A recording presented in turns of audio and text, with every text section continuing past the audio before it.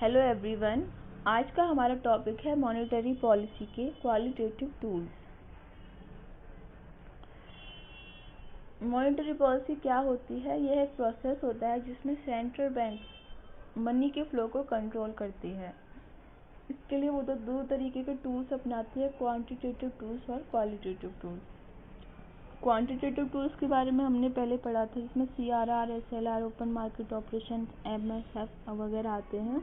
और आज हम क्वालिटेटिव टूल्स के बारे में पढ़ेंगे।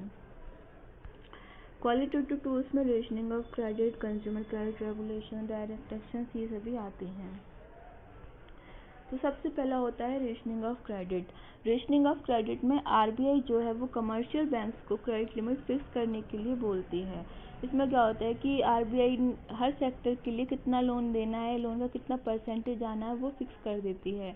तो इससे जैसे सपोज अगर RBI ने कमर्शियल बैंक्स के लिए बोला है कि आपको जितना भी आप लोन दे रहे हैं, लैंड कर रहे हैं, उसका 50% आपको इंडस्ट्री सेक्टर को ही देना है। तो इससे क्या होता है कि इंडस्ट्री सेक्टर की जो इंटरेस्ट रेट है लोन की, वो डाउन हो जाती हैं। और जो भी एंटरप्रेन्योर्स होते हैं उन्हें पैसा सस्ते इंटरेस्ट पे मिलता है, जिससे कि वो लोन ले सकते हैं, अपने जो भी उनका बिजनेस उसको एक्सपेंड कर सकते हैं। तो इससे क्या होता है, जब बिजनेस एक्सपेंड होता है तो सप्लाई बढ़ती है चीज़ों की, और जो भी पैसा जो है वो जो इन्फ्लेशन है वो थोड़ा कम होता है इससे। तो इससे जो मनी का डिस्ट्रीब्यूशन है वो प्रॉपरली यूज हो पाता है। दूसरा होता है consumer credit regulations. Consumer credit regulations में जो लोन होता है, जो इंस्टॉलमेंट में दिया होता है, उसमें उसके जो डाउन पेमेंट्स होती हैं वो डाउन या कम कर दी जाती हैं इन्फ्लेशन के अकॉर्डिंग। कि अगर सपोज अगर होम लोन है, अगर उसकी डाउन पेमेंट 15% है, अगर 10 लाख रुपए का होम लोन है, उसकी डाउन पेमेंट 15% है, कि आपको 15% के हिसाब से आपको 20 डाउन पेमेंट देनी है।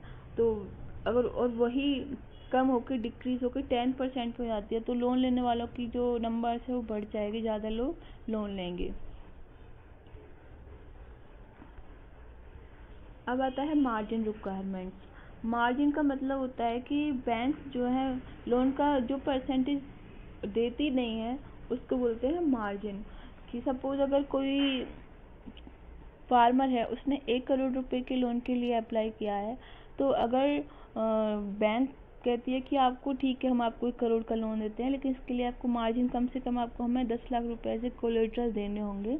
तो जो 1 करोड़ का 10 लाख रुपए है वो तो बैंक ने खुद ले लिया, तो जो 10 लाख रुपए उसको बोलते हैं मार्जिन रिक्वायरमेंट्स। तो ऐसे ही अगर मार्जिन बढ़ा दिया जाता है किसी बैंक के द्वारा, तो जो लोन लेने वाले हैं वो कम हो जाते हैं, तो मनी का जो फ्लो है वो कम होता है, जिससे कि महंगाई पे कंट्रोल होता है। अब आता है मोरल सजेशन।